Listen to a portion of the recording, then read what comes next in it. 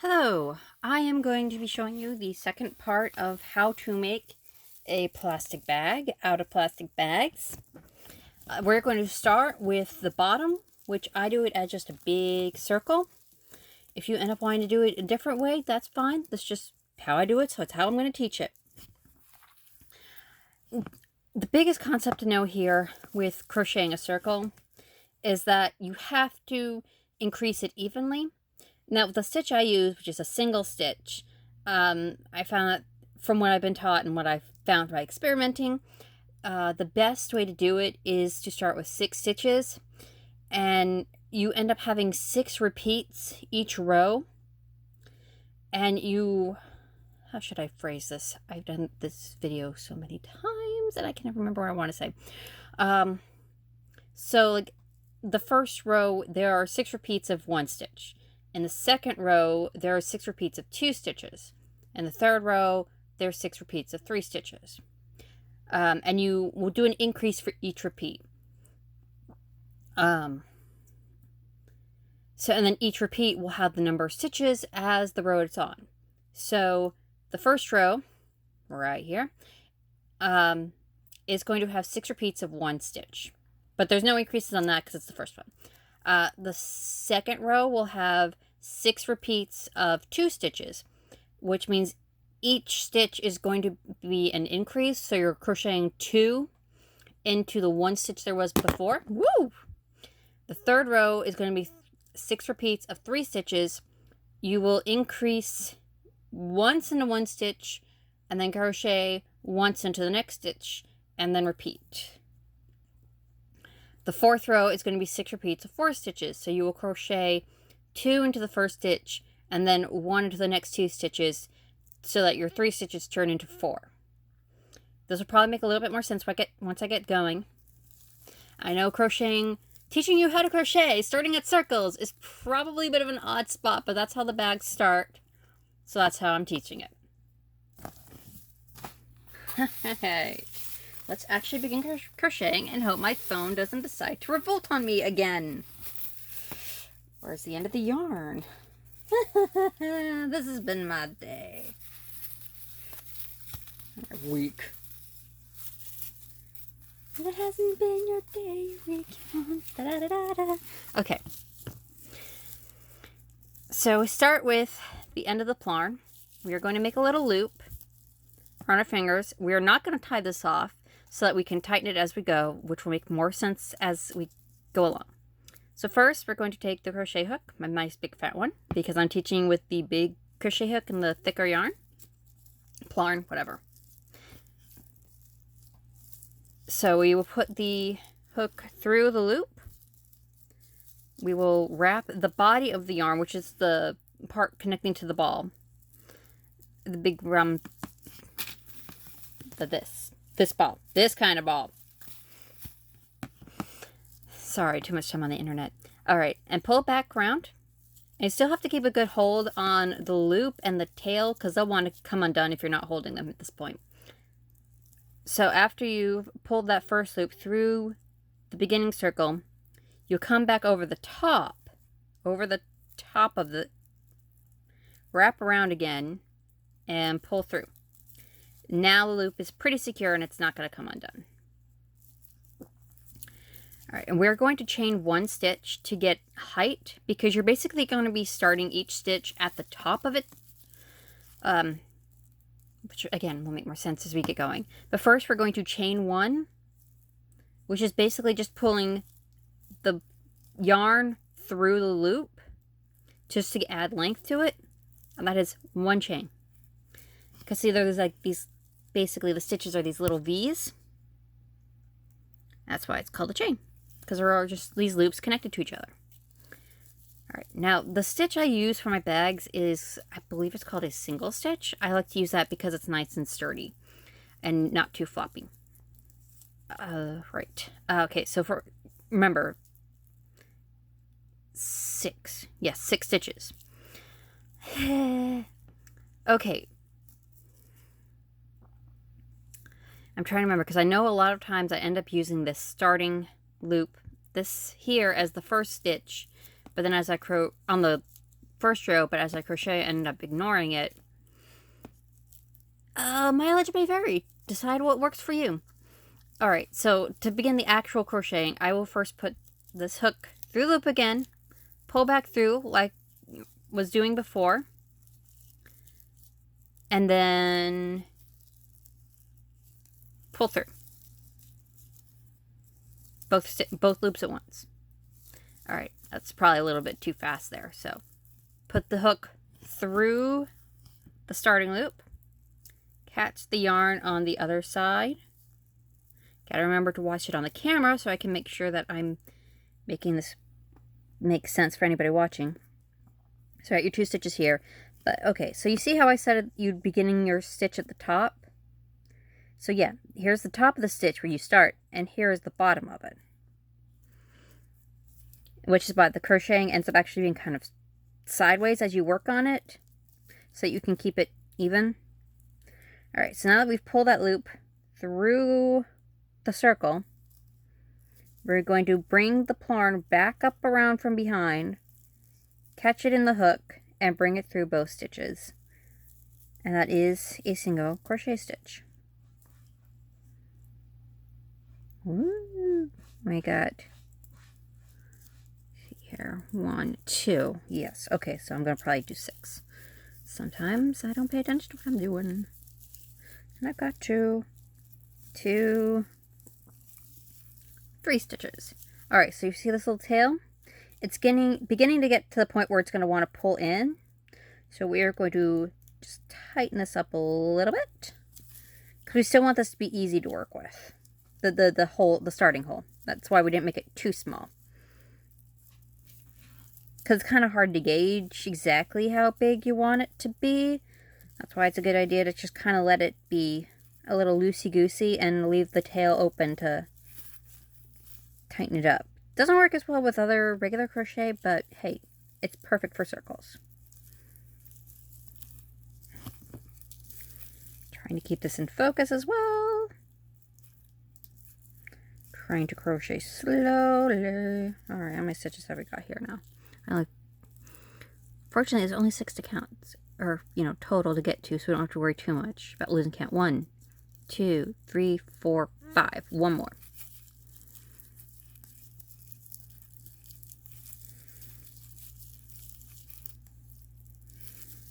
Alright, 6 stitches. Now we are going to pull this little tail all the way to close up this circle. Ta-da! To fully close it, we are going to go back into this first spot, this first stitch, because remember the chain little V's? These are going to be the stitches we're working with the next row. And there should be 1, 2, wait, let me start here. It's going to make more sense that way. 1, 2, 3, 4, 5, 6. Maybe thinking, oh, well, there's an extra. Actually, I'm going to probably end up eating this. It's going to make, I always say it's going to make more sense. Crocheting is one of those things where you can try to explain it till the cows come home, but visually, but just, showing somebody's going to make it make more sense. Okay, also with this, I like to pin up the tail into whatever I'm working on, so it gets wrapped up as I'm working on it. I don't have to think about going back and getting it, or it getting caught on things. Because actually trying to work back later to get the tail included into everything is a pain. So it's just easier. Okay, so we are going to actually completely close the circle here. We're going to go back to this very first stitch, put our crochet hook through, loop the yarn around it, pull through, and then pull immediately just right through the loop. So we should have a good, let's see how many stitches actually now. 1, 2, 3, 4, 5, 6. This stitch is our starting point, and we're not actually going to work this. Okay, so on to row 2. And again, sorry for this constantly going out of focus. I'm just working with a camera in limited space.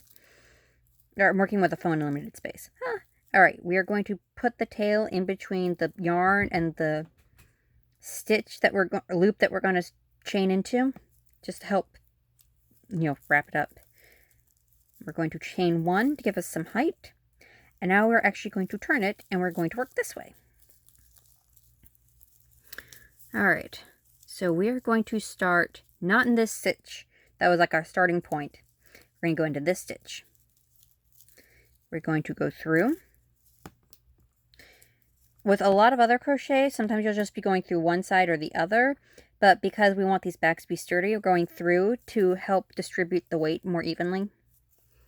Like, so you don't have just one side getting pulled on, you have both sides getting pulled on. And I'm going to pull this around to help because the tail around, because when I bring the body of the yarn over to loop in, it's going to help pin it in place. All right, so I will pull this through. 1, 2, and there is a stitch. Now to increase, we are going to stitch back into the same stitch so there's 2 coming out of 1. So 1 stitch becomes 2. Through, hook around, and bring through. Also, something else I like to do is usually slide the stitches back onto the main part of the crochet hook so that they get to be about the same size. And we will pull this through here again. And ta-da! We have increased it to 2 stitches. The weird noise in the background is my cat having the zoomies. Don't worry. See. We're going to do it again in this stitch. Again, keeping the little tail pinned in. Actually, I probably could just loop into that now. See, I just went through the tail. I mean, you don't always have to do that, especially if you're working with a plarn that was cut off from the end of another project. But if you have the option, it doesn't hurt.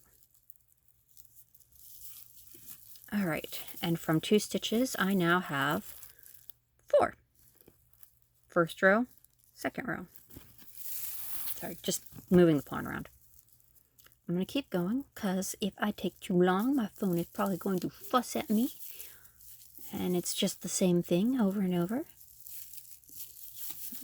2.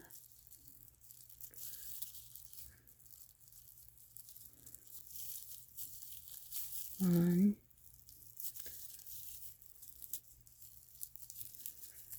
2. 1. 2.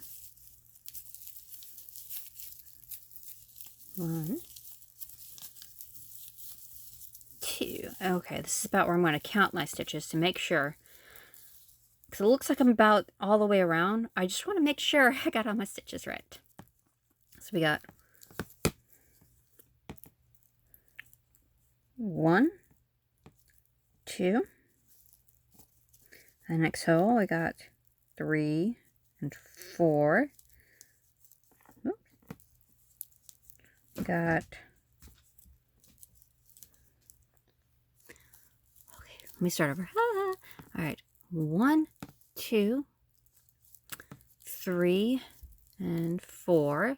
Another easy way is to look at the loops, the stitches, see which stitch they're coming out of. So I can see this one coming out of here and this one coming out of here.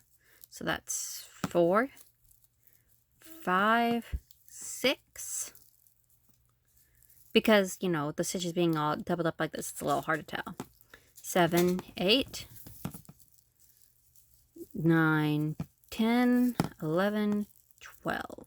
Okay. We'll start back here. And that first stitch, which isn't actually part of isn't actually one of the stitches we counted. So I guess kind of you have 13 stitches, but it's more like a 0.0. So, or ground 0, stitch 0, whatever. Pull through and back through. And that is 2 rows complete. We're going to chain again and turn it back around. And once again, we are not going to work out of this. You know what? Let me count because I'm always proving myself a liar. 1, 2, 3, 4, 5, 6, 7, 8, 9, 10, 11, 12. Okay, we are going to start here. You don't really want to start on the one that's already wrapped up because you know how it looks like it's already got a stitch done in it? Don't want to work in that one. So we're going to start here. My cat has got such zoomies. Okay. So here, first stitch. Haha, I was wrong. Granted, you know, as long as you're getting the right number of stitches in a row, it doesn't matter too much what ends up being extra or wonky. Just make sure you have the right amount of stitches done. I'm not a professional. I'm just making this up as I go.